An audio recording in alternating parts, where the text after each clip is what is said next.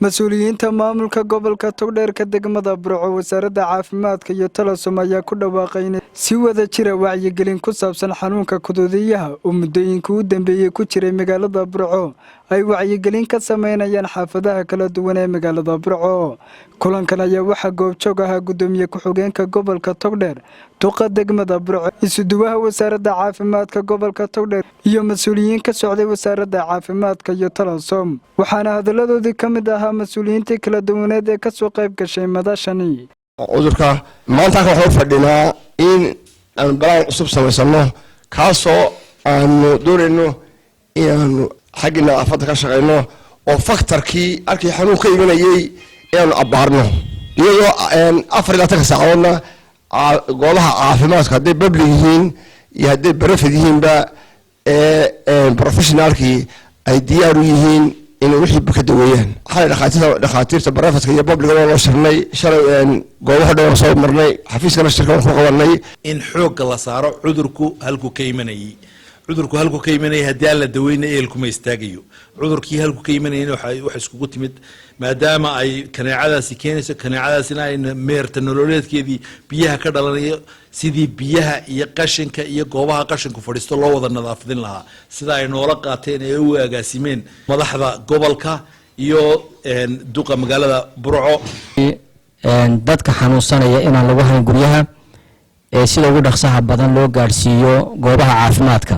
qodobka labaad waxaynu bilaabi doonaa oo sida ugu dhaqsaha badan u bilaabi doonaa inaynu gudbino fariimaha caafimaad. fariimaha caafimaad iyo waxay xambaarsan yihiin in iyadana insha Allah tacaala loo dhigo muglaado. goobta caafimaadka ee dhakhaatiirtu ay joogaan waa in la geeyo dadka ay xanuunkaasi asiibo si aan dhimasho u keenin. xanuunkan sida la yaqaano oo dhakhtaradu sheegeen maaha xanuun inta badan dhimasho keena laakiin haddii uu helo wax caawiyo haddii uu helo wuxuu keenayaa dhimasho keenaya oo ay ka mid tahay dawo xumo ama dawo qofka aan loogu talagelin oo la siiyo.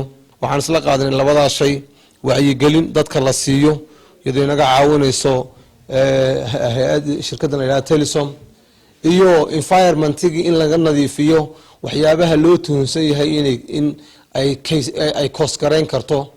labadaa halkan bay nooga ballan qaadeen telesom horena waa loogu baxsan jiray maantana biidnillaah waa ku baxsan doonaa.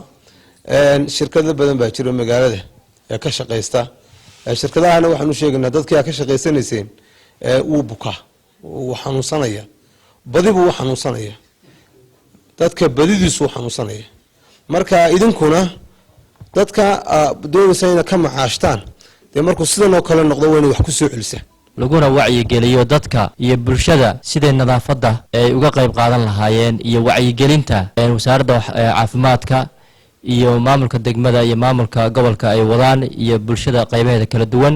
xanuunka kuduudiyaha ayaa muddooyinka u dambeeyay ku jiray gobolka togdher kaasoo la sheegay inuu badi ku dhacay bulshada gobolka togdher. cabdiqani baafo RTN Burco.